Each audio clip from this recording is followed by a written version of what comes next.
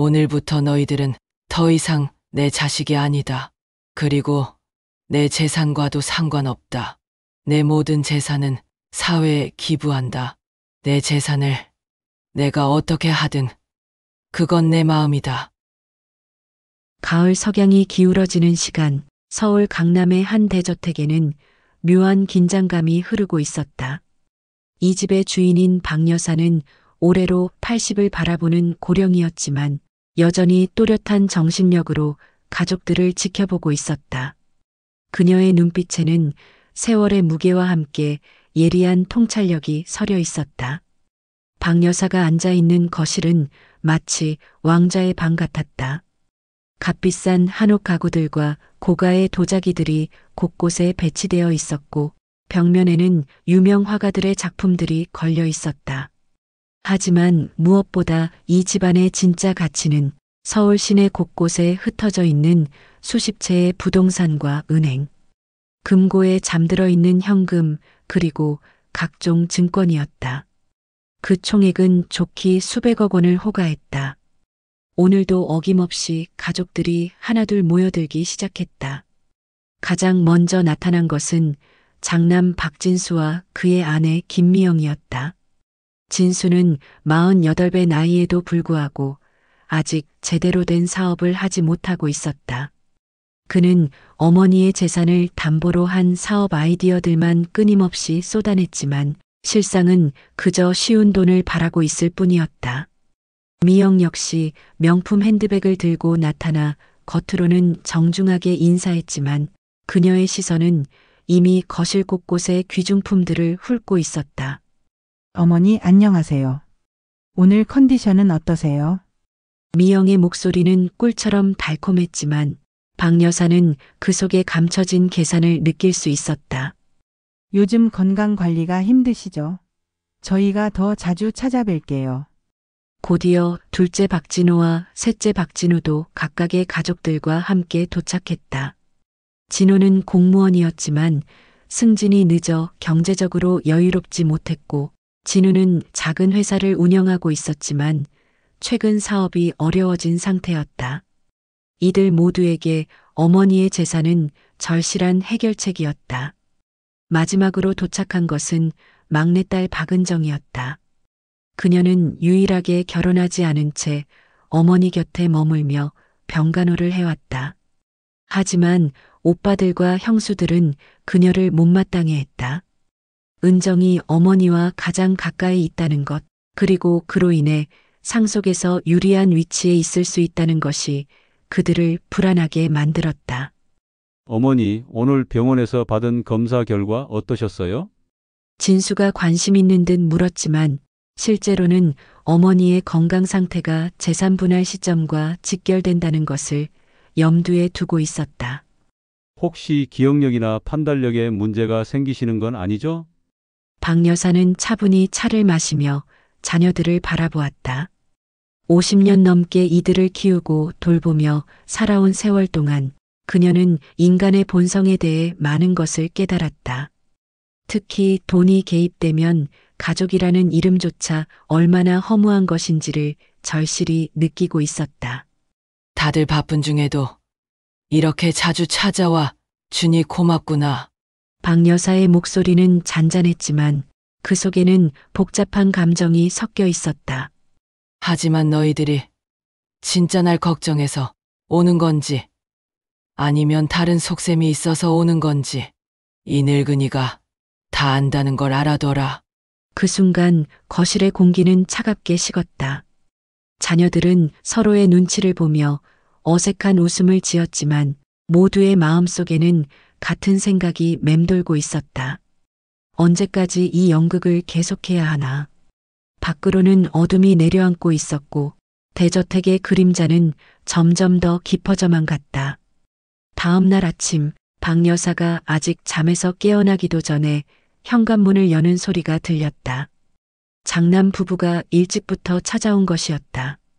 김미영은 손에 비싼 한우 선물 세트를 들고 있었고 박진수는 약국에서 산 듯한 비타민 상자를 여러 개 가져왔다. 어머니 주무시고 계시나요? 미영이 부드러운 목소리로 말하며 방문을 살며시 두드렸다. 몸에 좋다는 한우 가져왔어요. 오늘 점심 때 드시라고요. 박 여사는 속으로 한숨을 쉬었다.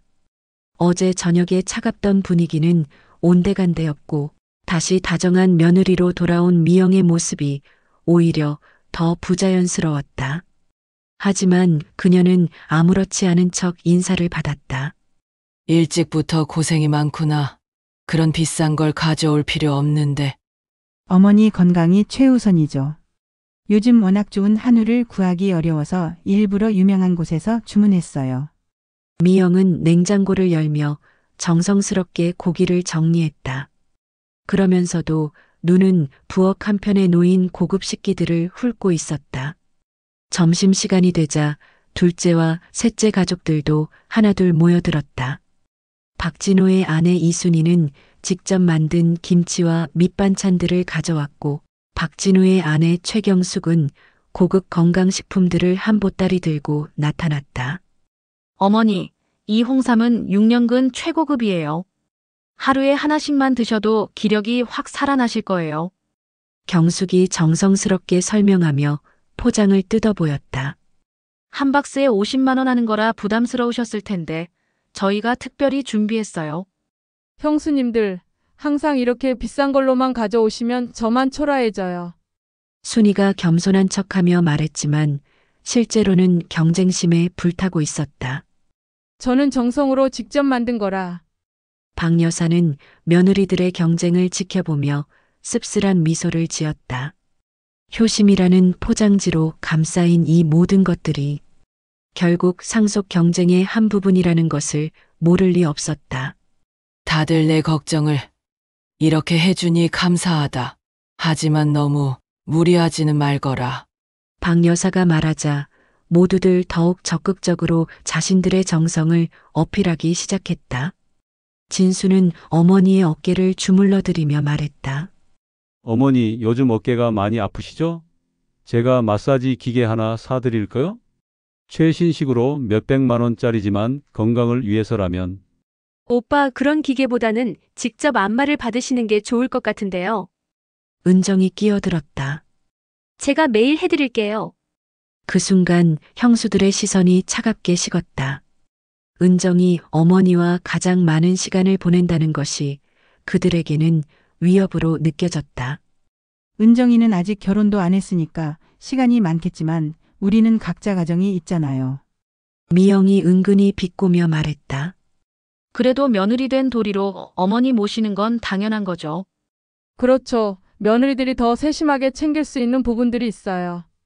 순이도 덧붙였다. 특히 건강관리 같은 건 경험이 있어야 하거든요. 은정은 입술을 꽉 다물었다. 자신이 밤낮으로 어머니를 돌보고 있는데 가끔 나타나서는 비싼 선물만 주고 가는 형수들이 자신들이 더 많이 기여하는 것처럼 말하는 것이 분통 터졌다. 오후가 되자 더욱 노골적인 경쟁이 시작되었다. 진호는 어머니께 새로운 스마트폰을 사드리겠다며 최신 기능들을 설명했고 진우는 고급 건강검진 패키지를 선물하겠다고 나섰다. 어머니, 저희가 VIP 종합건강검진을 예약해 드릴게요. 3일 동안 최고 의료진이 정밀 검사를 해주는 거예요. 경숙이 자랑스럽게 말했다. 일반인은 예약하기도 어려운 프로그램이에요. 건강검진도 좋지만 일상생활에서 편의를 높이는 게 더 중요하지 않을까요? 미영이 맞받아쳤다. 저희는 어머니 방에 최신 IoT 시스템을 설치해 드릴 생각이에요. 온도, 습도, 공기질까지 자동으로 관리되는 거죠. 박 여사는 자녀들과 며느리들이 벌이는 이 과시 경쟁을 지켜보며 마음 한편이 무거워졌다. 진정한 효심이라면 이런 물질적인 것들보다는 진심 어린 관심과 시간이어야 하는데 이들은 마치 경매장에서 입찰하듯 더 비싸고 좋은 것들을 제시하기에만 급급했다. 그날 저녁 모든 가족들이 돌아간 후 은정이 어머니께 차를 끓여드리며 말했다. 어머니 힘드시죠? 이렇게 매일 연기하시는 게. 박 여사는 딸의 손을 잡으며 조용히 대답했다.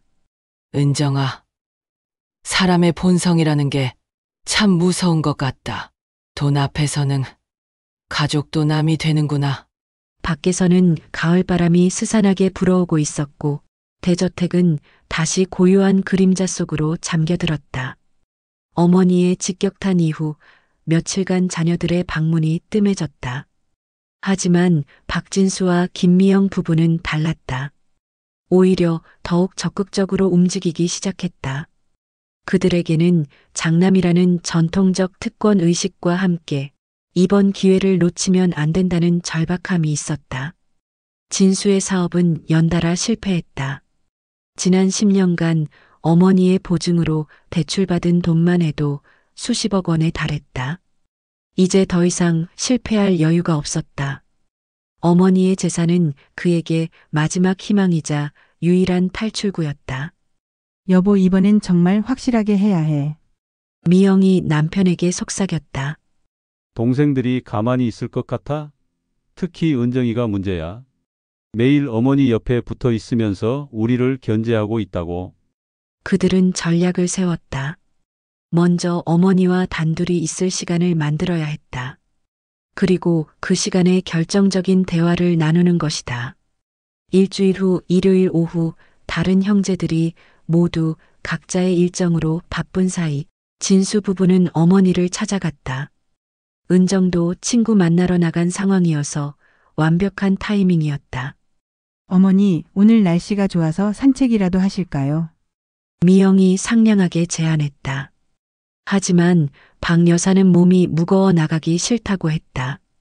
그럼 집에서 편안히 차나 마시며 이야기해요. 진수가 말하며 어머니 옆에 앉았다. 평소보다 훨씬 가까이 앉은 것이 부자연스러웠다. 잠시 일상적인 대화를 나눈 후 진수는 본격적으로 이야기를 꺼냈다. 어머니, 요즘 건강이 많이 걱정되시죠? 나이가 나이인 만큼.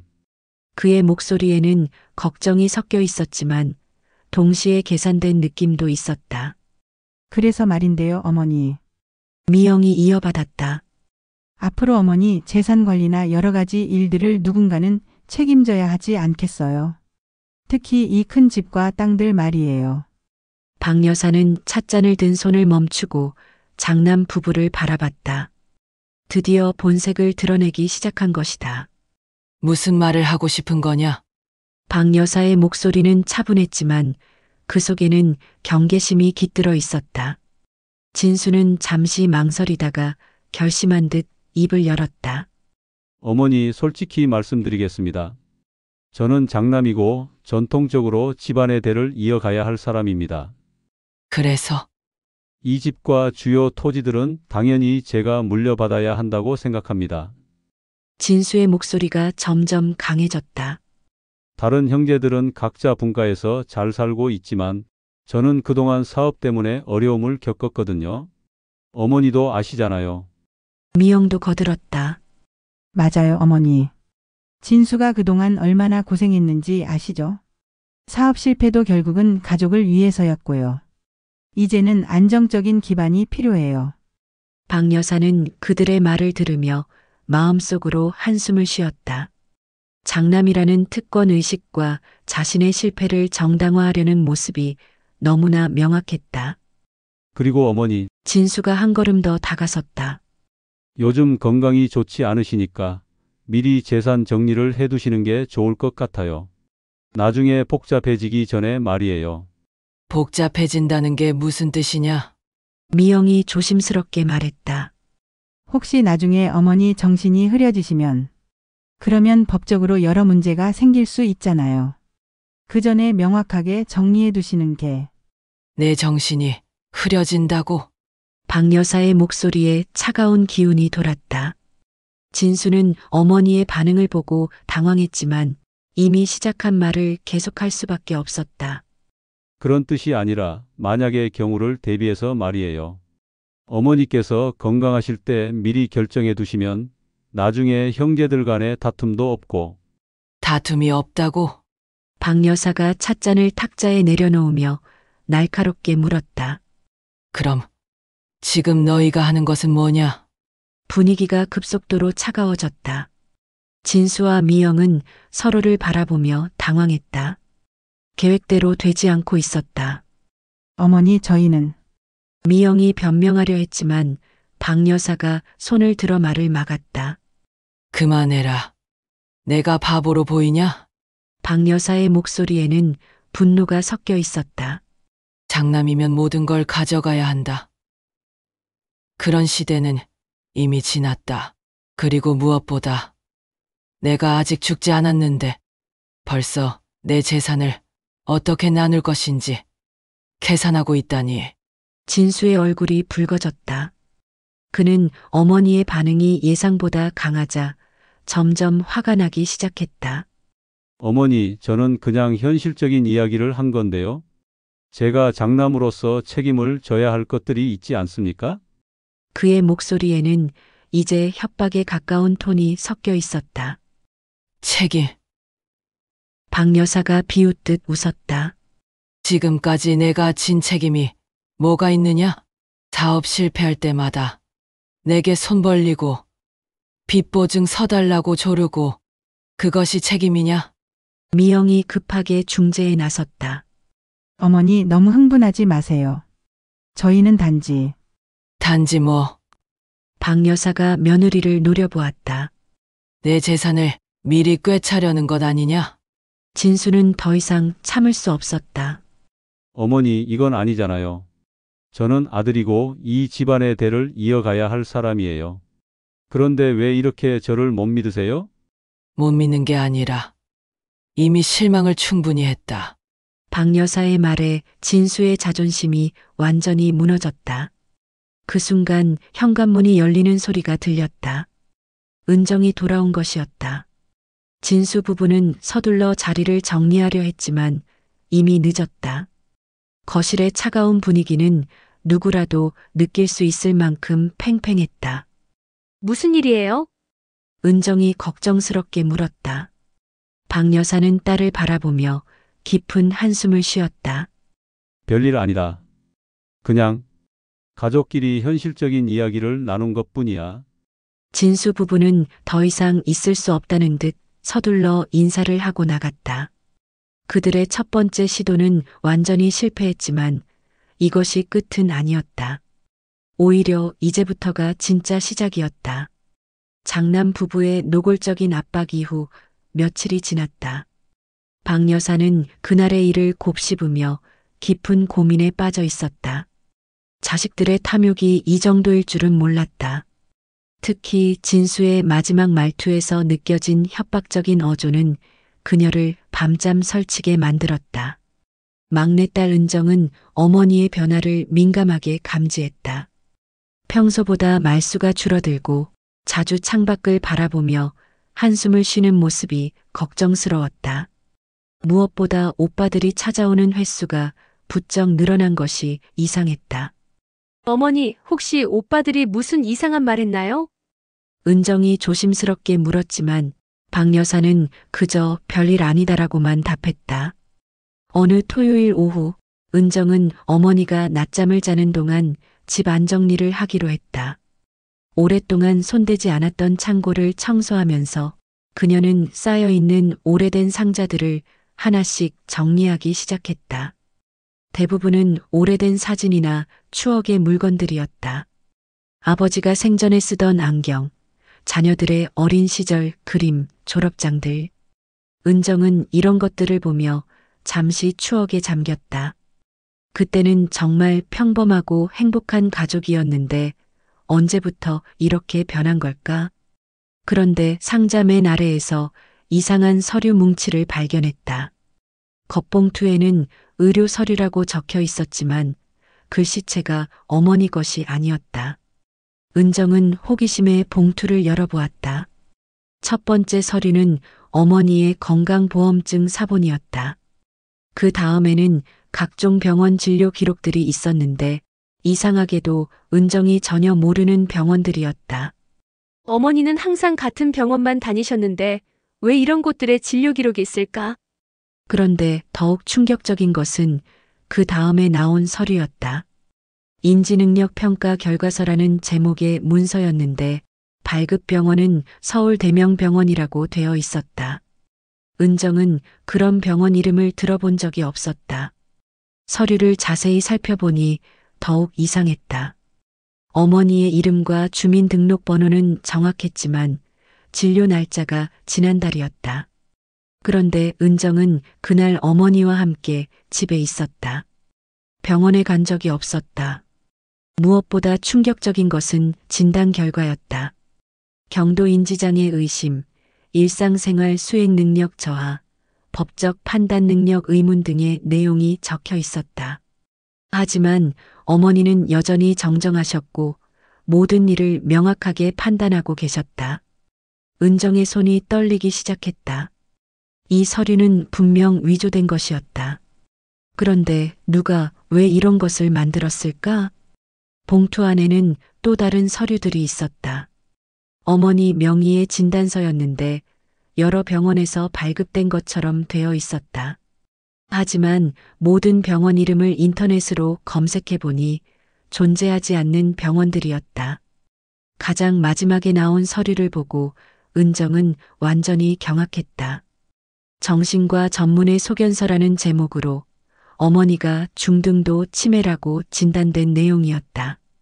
진단 날짜는 불과 일주일 전이었는데 그날 어머니는 은정과 함께 시장에 가서 장을 보셨다. 치매 환자가 할 수 없는 복잡한 계산도 척척 해내셨다. 은정은 서류들을 다시 한번 꼼꼼히 살펴보았다. 인쇄 상태, 글꼴, 병원 도장. 언뜻 보면 진짜 같아 보이지만 자세히 보니 어색한 부분들이 많았다. 특히 의사 이름들을 검색해 보니 실제로는 다른 병원에서 근무하거나 아예 존재하지 않는 사람들이었다. 이건 완전히 조작된 거잖아. 은정이 혼잣말로 중얼거렸다. 그 순간 머릿속에 번개가 치듯 깨달음이 왔다. 이 서류들의 목적은 분명했다. 어머니를 치매 환자로 만들어서 법적 능력을 박탈하고 재산을 관리할 명분을 만들려는 것이었다. 하지만 누가 이런 일을 벌인 걸까? 은정은 봉투를 다시 살펴보았다. 겉봉투의 글씨체를 유심히 보니 어디서 본 것 같았다. 그리고 봉투 모서리에 작은 스티커가 붙어 있었는데 진수 사업 자료라고 적혀 있었다. 설마 은정의 얼굴이 창백해졌다. 그녀는 급하게 스마트폰으로 각 병원들을 더 자세히 검색해 보았다. 역시나 모든 병원이 가짜였다. 심지어 일부 서류의 의사 면허번호를 확인해 보니 전혀 다른 의사들의 번호였다. 은정은 서류들을 들고 거실로 나왔다. 어머니는 여전히 주무시고 계셨다. 평화롭게 잠들어 있는 어머니를 보며 은정은 분노가 치밀어 올랐다. 이렇게 선량한 어머니를 속이고 이용하려는 자들이 있다니.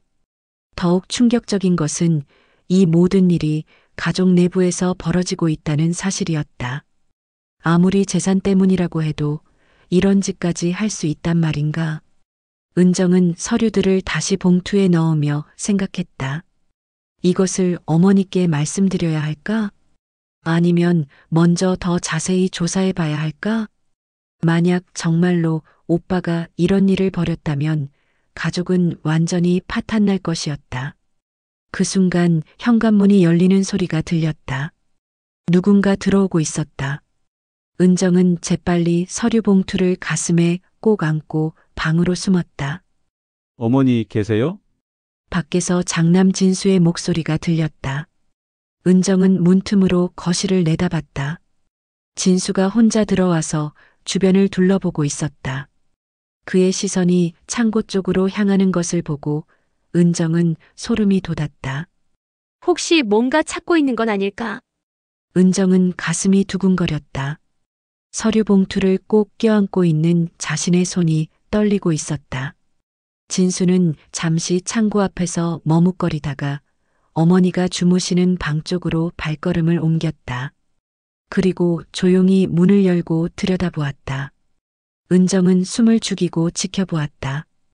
이 순간부터 그녀의 싸움이 시작되는 것이었다. 어머니를 지키기 위해, 그리고 진실을 밝히기 위해서. 진수가 어머니 방을 확인한 후 조용히 나간 뒤 은정은 한동안 방에서 나오지 못했다. 가슴이 두근거리고 머릿속이 복잡했다. 위조 서류를 발견한 충격도 컸지만 그보다 더 큰 것은 가족에 대한 배신감이었다. 며칠 동안 은정은 조심스럽게 진수의 행동을 관찰하기 시작했다. 그는 평소보다 자주 집에 들렀고 특히 어머니가 혼자 계실 때를 노려 찾아왔다. 그리고 매번 가방에서 서류 뭉치를 꺼내 어머니께 보여드리며 뭔가를 설득하려 했다. 어머니, 요즘 건강검진 좀 받으셔야겠어요. 진수가 어느 날 또다시 찾아와 말했다. 제가 알아본 병원이 있는데 거기서 정밀 검사를 받아보시죠.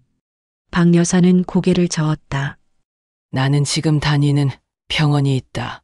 거기서 충분히 검사받고 있어. 하지만 어머니, 나이가 나이인 만큼 더 전문적인 검사가 필요해요. 특히 뇌 검사 같은 것 말이에요. 진수의 목소리에는 강요하는 기색이 있었다. 은정은 이 대화를 듣고 소름이 돋았다.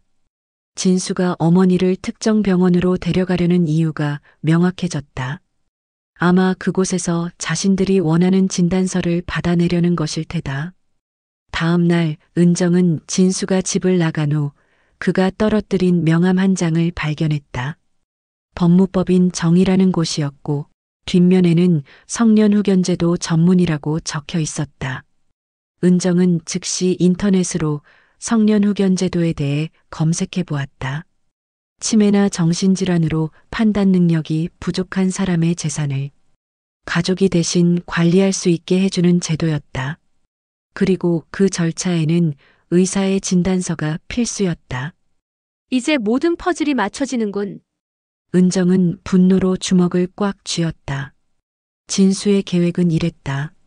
먼저 가짜 진단서들로 어머니의 치매를 기정사실화한 다음 성년후견제도를 신청해서 재산관리권을 얻는 것이었다. 그리고 나서 어머니를 요양원에 보내고 재산을 독차지하려는 것이다. 은정은 더 많은 증거를 찾기 위해 진수의 행동을 면밀히 관찰했다. 그리고 며칠 후 결정적인 장면을 목격했다. 그날 저녁 진수는 집에 미영과 함께 왔다. 하지만 이상하게도 둘 다 평소보다 옷차림이 격식을 차렸고 진수는 서류 가방을 들고 있었다. 어머니, 오늘 중요한 이야기가 있어서 왔어요. 진수가 진지한 표정으로 말했다.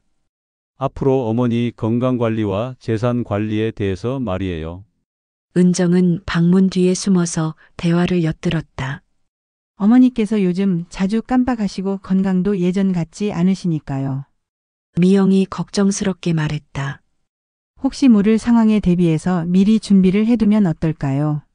무슨 준비? 박 여사가 의심스럽게 물었다. 진수는 가방에서 서류를 꺼내며 말했다. 성년후견제도라는 게 있어요. 만약 어머니께서 나중에 판단력이 흐려지시면 자식들이 대신 재산을 관리할 수 있게 해주는 제도예요. 내 판단력이 흐려졌다고? 박 여사의 목소리에 화가 섞였다. 아니에요. 그런 뜻이 아니라 미영이 급하게 변명했다. 그냥 만약의 경우를 대비해서요. 미리 서류만 준비해두면 나중에 복잡한 절차를 거치지 않아도 되거든요. 진수가 서류를 펼치며 설명했다. 여기에 서명만 해주시면 나중에 필요할 때 바로 신청할 수 있어요. 물론 지금 당장 효력이 발생하는 건 아니고요. 은정은 숨을 죽이며 들었다. 진수는 어머니를 속여서 미리 동의서를 받아두려는 것이었다. 그리고 어머니, 진수가 또 다른 서류를 꺼냈다. 혹시 요양원도 한번 구경해 보시는 게 어떨까요? 요즘 시설 좋은 곳들이 많거든요. 요양원? 박 여사가 벌떡 일어났다. 너희가 나를 요양원에 보내려고? 그런 게 아니라 그냥 구경만. 미영이 당황하며 말했지만 박 여사는 이미 모든 것을 간파했다. 나가라. 당장 나가. 박 여사의 목소리가 떨렸다. 내가 살아있는데 벌써 나를 어디 처박아둘 궁리를 하고 있었구나. 어머니 오해예요. 진수가 급하게 말했다. 저희는 정말 어머니를 위해서 위에서 박 여사가 서류를 집어던졌다. 내 재산을 탐내면서 위에서라고? 나를 바보로 아는 거냐? 진수와 미영은 서둘러 서류를 주우며 나가려 했다. 하지만 그 순간 은정이 방에서 나왔다. 잠깐만요. 은정의 목소리는 차가웠다. 오빠, 이게 뭐예요? 은정은 손에 위조 진단서 뭉치를 들고 있었다. 진수의 얼굴이 순간 창백해졌다. 은정아, 그게 진수가 당황하며 말했지만 은정은 서류를 펼쳐 보이며 말했다. 가짜 병원에서 발급받은 가짜 진단서들이죠? 어머니를 치매 환자로 만들어서 재산을 뺏으려고 했던 거 아니에요? 미영이 얼굴이 하얗게 질렸다. 그건 그건 뭐예요? 은정의 목소리가 점점 높아졌다. 어머니를 속이고 가족들을 속이고 심지어 법까지 속이려고 했던 거잖아요. 박 여사는 서류를 받아보며 손이 떨렸다. 이게 내 진단서라고? 내가 언제 이런 병원에 갔단 말이냐? 어머니, 저희가 할 말이 진수가 변명하려 했지만 이미 모든 것이 들통났다. 할 말. 은정이 냉소적으로 웃었다. 이제 와서 무슨 할 말이 있어요? 오빠는 어머니를 어떻게 생각하는 거예요? 그냥 돈덩어리로만 보는 거예요? 진수는 더 이상 변명할 수 없었다. 그의 계획은 완전히 무너졌고 가족들 앞에서 그의 진면목이 드러났다. 나가라. 박 여사의 목소리는 얼음장처럼 차가웠다. 다시는 내 앞에 나타나지 마라. 진수와 미영은 황급히 집을 나갔다. 남은 것은 충격에 빠진 박 여사와 분노로 떨고 있는 은정뿐이었다. 어머니, 은정이 어머니를 부축하며 말했다. 이제 모든 것이 분명해졌어요. 오빠들이 어떤 생각을 하고 있는지 말이에요. 박 여사는 고개를 끄덕이며 말했다. 그래. 이제야 알겠다. 내가 얼마나 순진했는지. 그날 밤 대저택에는 차가운 침묵이 흘렀다. 가족이라는 이름의 가면이 완전히 벗겨진 순간이었다. 진수 부부가 황급히 집을 나간 지 이틀 후 박 여사는 결심을 굳혔다. 더 이상 이런 상황을 방치할 수 없었다. 자녀들을 모두 불러 모아 명확하게 정리하고 싶었다. 은정아. 오늘 저녁에 모든 형제들을 불러라. 박 여사의 목소리는 단호했다. 이제 분명히 해야 할 때가 왔다. 은정은 차례로 둘째와 셋째에게 전화를 걸었다. 오빠 어머니께서 오늘 저녁 7시에 모두 모이라고 하세요. 중요한 이야기가 있다고. 진호는 의아해했다. 무슨 일인데? 혹시 어머니 건강에 문제라도? 자세한 건 와서 들어보세요. 은정은 더 이상 말하지 않았다. 진우도 비슷한 반응이었다. 갑자기 왜? 형은 뭐라고 해? 오빠도 올 거예요. 은정은 간단하게 답했다. 사실 진수에게 전화하는 것이 가장 어려웠다. 그의 음모가 발각된 후 어떤 얼굴로 나타날지 궁금했다. 어머니가 오늘 저녁에 가족 회의를 하자고 하세요. 가족 회의? 진수의 목소리가 떨렸다. 무슨 이야기를? 와보시면 알 거예요. 은정은 차가운 목소리로 말하고 전화를 끊었다. 저녁 7시 대저택 거실에는 오랜만에 모든 가족이 모였다. 하지만 평소와는 전혀 다른 분위기였다. 무거운 침묵이 흐르고 서로의 눈치만 보고 있었다. 박 여사는 거실 중앙의 소파에 앉아 자녀들을 바라보았다. 진수 부부는 가장 구석자리에 앉아 있었고 진호와 진우는 상황을 파악하지 못한 채 어리둥절해하고 있었다. 다들 바쁜 중에 와줘서 고맙다. 박 여사가 입을 열었다. 오늘 너희들에게 보여줄 것이 있어서 불렀다. 은정이 테이블 위에 위조 진단서들을 펼쳐놓았다. 진호와 진우는 그 서류들을 보며 고개를 갸웃거렸다. 이게 뭐예요? 진호가 물었다. 내 치매 진단서다. 박 여사의 목소리에는 차가운 분노가 섞여 있었다. 내가 언제 받았는지는 모르겠지만 말이다. 진우가 서류를 집어들며 자세히 보았다. 이 병원. 들어본 적이 없는데요. 당연히 없다. 가짜 병원이니까. 은정이 냉정하게 말했다.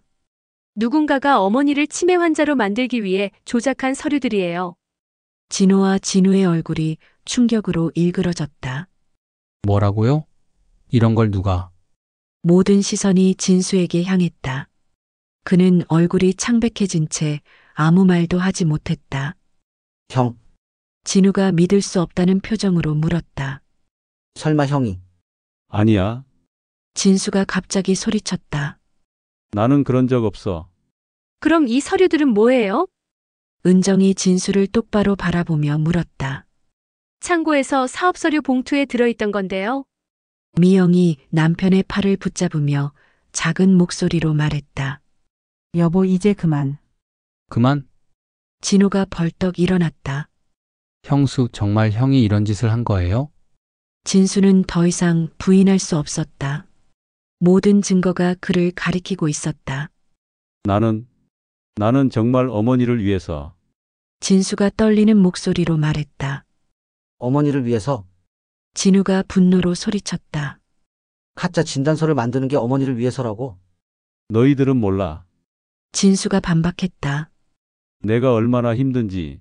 사업 실패하고 빚더미에 앉고 가족들은 나를 무시하고. 그래서 어머니를 속인 거야? 진우가 믿을 수 없다는 표정으로 물었다.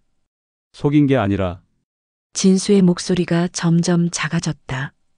그냥 미리 준비해둔 것뿐이야. 미리 준비.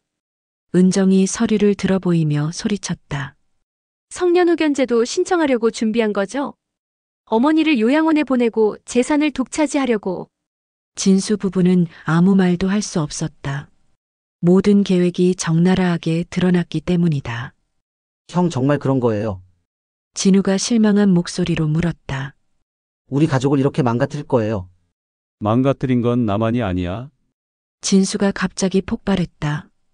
너희들도 마찬가지잖아. 어머니 재산만 노리고 매일 찾아오는 거. 뭐라고? 진우가 화를 냈다. 우리를 형이랑 똑같다고 생각해? 다르기는 뭐가 달라. 진수가 소리쳤다. 너희들도 상속받을 생각하고 있잖아. 진우도 화가 났다. 상속받는 것과 어머니를 속이는 건 전혀 다른 문제야. 형은 선을 넘었어. 거실은 순식간에 아수라장이 되었다. 형제들은 서로에게 소리를 지르며 오랫동안 쌓인 감정들을 쏟아냈다. 너희들이 뭘 안다고? 진수가 욕설을 섞어가며 소리쳤다. 장남이라고 해서 모든 책임은 나한테 떠넘기고. 책임? 진호가 비웃었다. 형이 언제 책임을 진 적이 있어? 빚만 늘리고 어머니한테 손만 벌렸잖아. 그래, 나는 실패했어. 진수가 자포자기하듯 소리쳤다. 하지만 가족이면 도와줘야 하는 거 아니야? 도와주는 것과 사기치는 건 다르다고. 진우가 분노로 떨며 말했다. 미영이 남편을 말리려 했지만 이미 진수는 자제력을 잃은 상태였다. 어머니도 이상해. 진수가 박 여사를 향해 소리쳤다. 언제까지 혼자 다 가지고 있을 거야? 우리는 자식들이야. 그 순간 거실이 조용해졌다. 박 여사가 천천히 일어나고 있었기 때문이다. 자식. 박 여사의 목소리는 얼음처럼 차가웠다. 나를 속이고 가짜 서류를 만들고 나를 치매 환자로 만들려던 내가 자식이라고.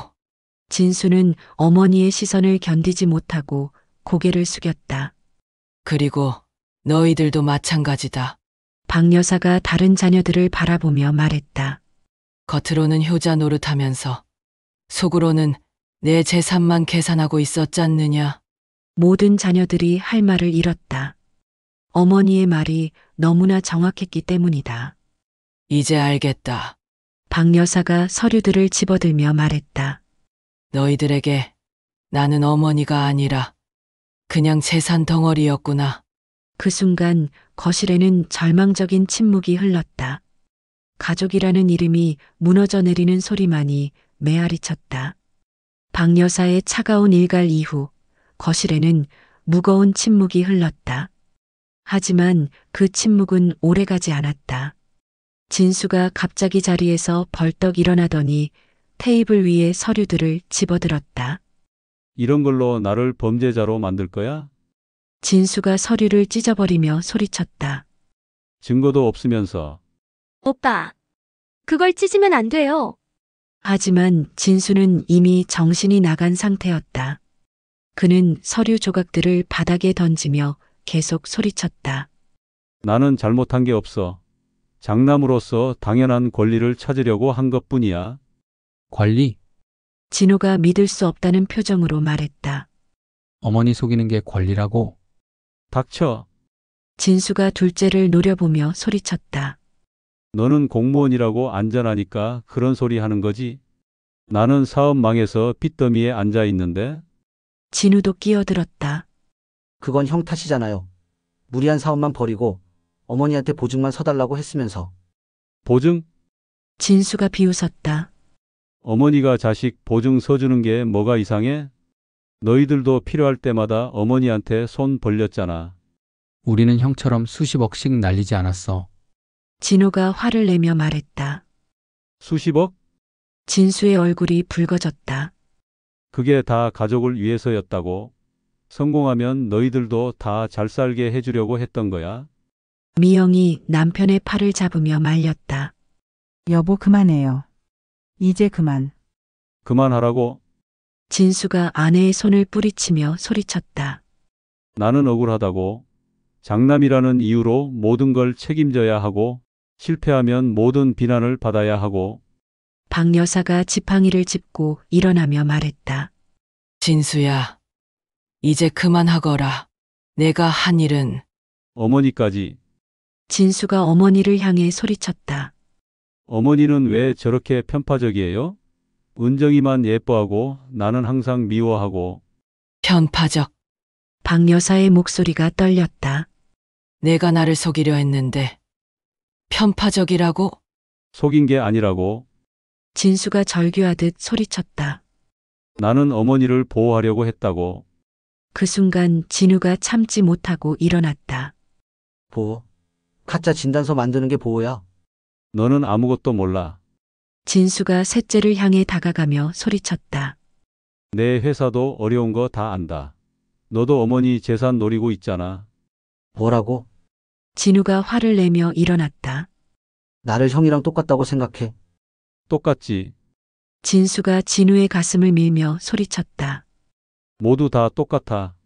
가식적인 효자들. 진우는 형의 돌발 행동에 뒤로 밀려났다. 그리고 화가 머리끝까지 올라온 그는 형을 향해 주먹을 휘둘렀다. 형은 정말 최악이야. 주먹이 진수의 얼굴을 스쳤다.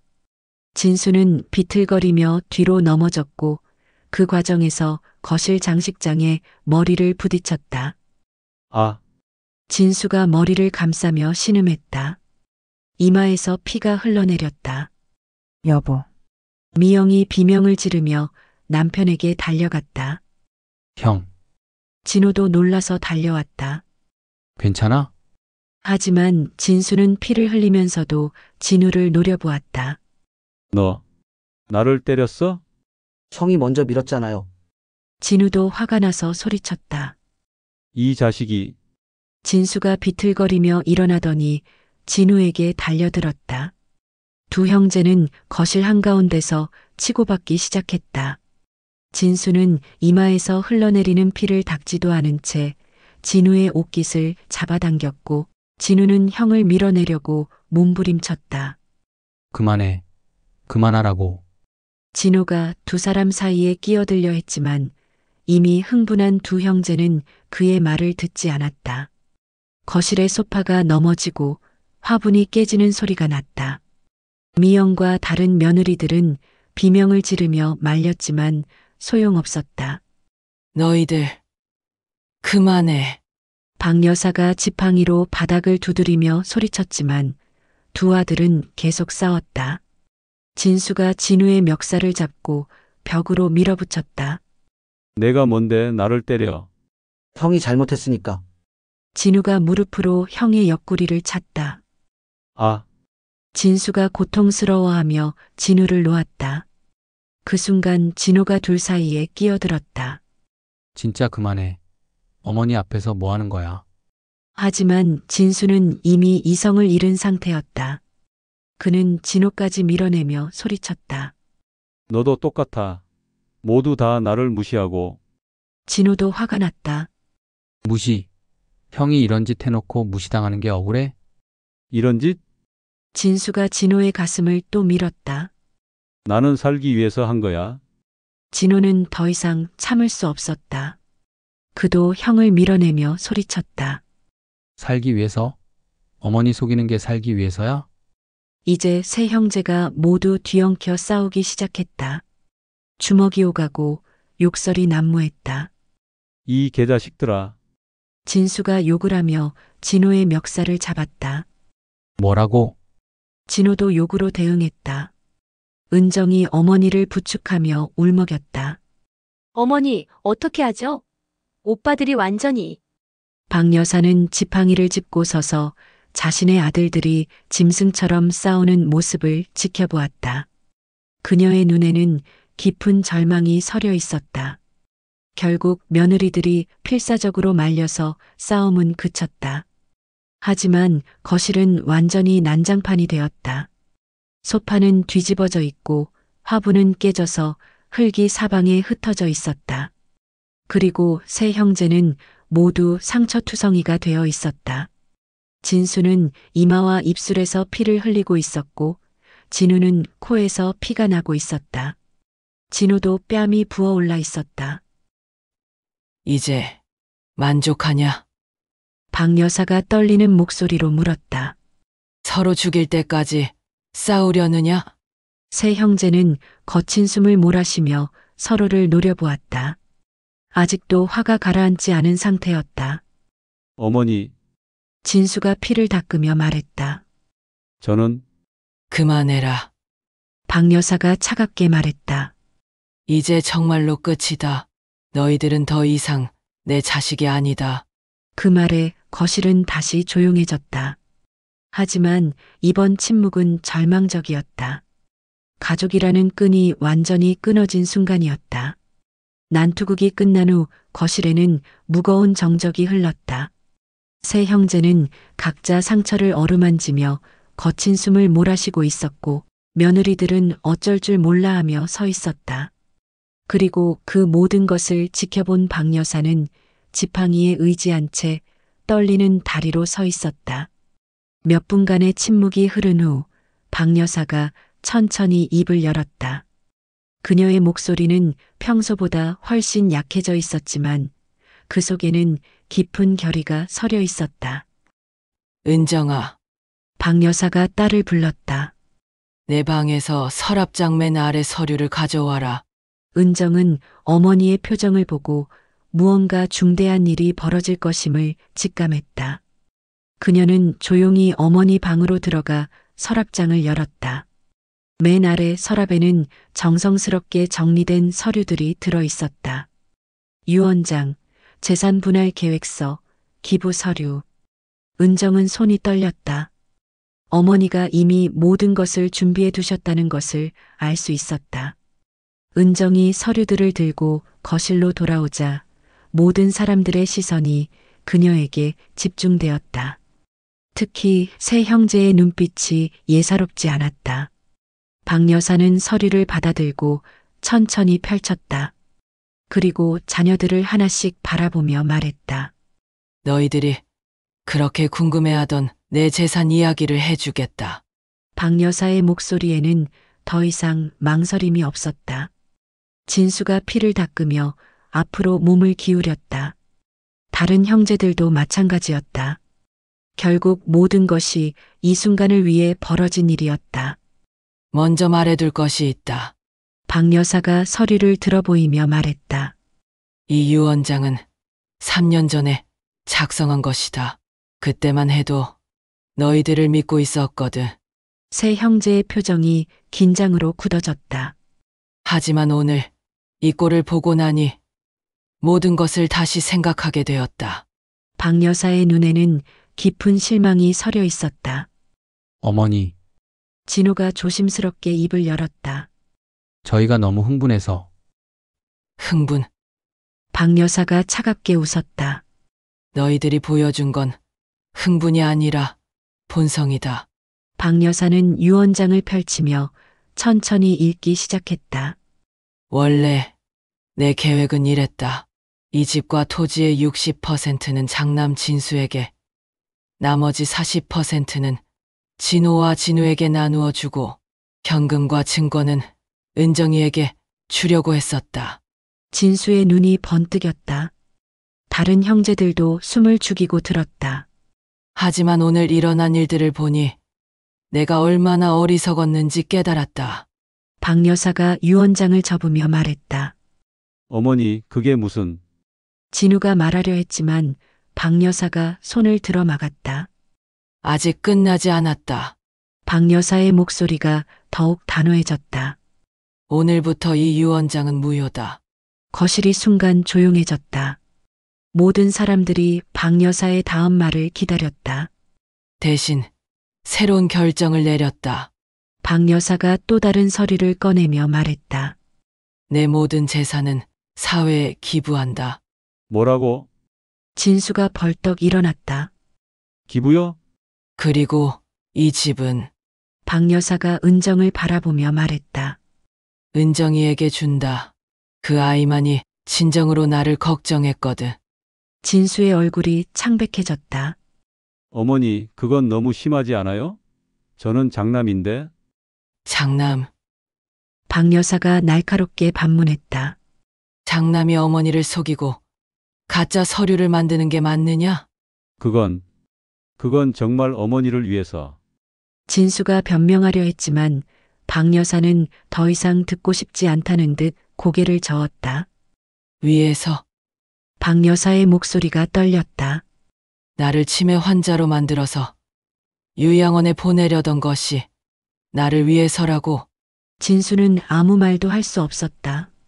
모든 진실이 드러난 상황에서 더 이상 변명할 여지가 없었다.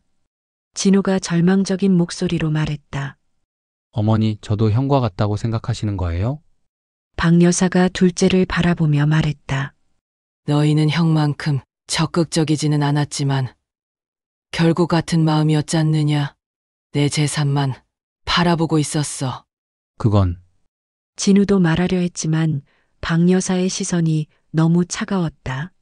솔직히 말해봐라. 박 여사가 세 아들을 차례로 바라보며 말했다. 너희들이 나를 찾아온 이유가 정말 효심 때문이었느냐? 세 형제는 아무도 대답하지 못했다. 그들의 침묵이 모든 것을 말해주고 있었다. 그래. 이제야 솔직해지는구나. 박 여사가 쓸쓸하게 웃었다. 너희들에게 나는 어머니가 아니라 그냥 재산이었어. 미영이 급하게 나섰다. 어머니 그런 게 아니에요. 저희는 정말 정말 뭐, 박 여사가 며느리를 노려보며 말했다. 정말 나를 사랑했다고? 그럼 왜 가짜 진단서를 만드는 일에 동참했느냐? 미영은 더 이상 변명할 수 없었다. 모든 것이 들통난 상황에서 어떤 말도 소용없었다.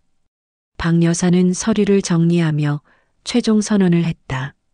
오늘부터 너희들은 더 이상 내 자식이 아니다. 그리고 내 재산과도 상관없다. 어머니, 진수가 절규하듯 소리쳤다. 그럴 수는 없어요. 없다. 박 여사가 냉소적으로 웃었다. 내 재산을 내가 어떻게 하든 그건 내 마음이다. 하지만 법적으로 진호가 말하려 했지만 박 여사가 또 다른 서류를 들어보였다. 이미 모든 법적 절차를 마쳤다. 유언장 변경, 기부 서류, 모든 것이 완료되었어. 세 형제는 완전히 절망에 빠졌다. 그들이 그토록 바라던 재산이 한순간에 물거품이 되어버린 것이다. 어머니, 제발 진수가 무릎을 꿇으며 애원했다. 한 번만 기회를 주세요. 하지만 박 여사는 돌아서며 말했다. 기회는 이미 너희들이 스스로 차버렸다. 그리고 은정의 손을 잡으며 말했다. 은정아, 이제 우리 둘이서 살자. 이 집에는 더 이상 그들이 들어올 자리가 없다. 새 형제와 며느리들은 멍하니 서 있을 수밖에 없었다. 그들의 탐욕이 결국 모든 것을 잃게 만든 것이다. 나가라. 박 여사의 마지막 말이 거실에 메아리 쳤다. 다시는 이 집 문턱을 밟지 마라. 그날 밤 대저택에는 박 여사와 은정만이 남았다. 수십 년간 이어져 온 가문의 역사는 그렇게 한순간에 무너져 내렸다. 탐욕이 가족을 어떻게 파괴하는지를 보여주는 비극적인 결말이었다. 하지만 박 여사의 눈에는 더 이상 절망이 아닌 새로운 시작에 대한 의지가 서려 있었다. 진정한 가족의 의미를 아는 딸과 함께 남은 인생을 의미 있게 살아가겠다는 결심이었다. 끝까지 청취해 주셔서 감사합니다. 구독과 좋아요, 댓글은 영상 제작에 큰 힘이 됩니다. 항상 건강하시고 행복하세요.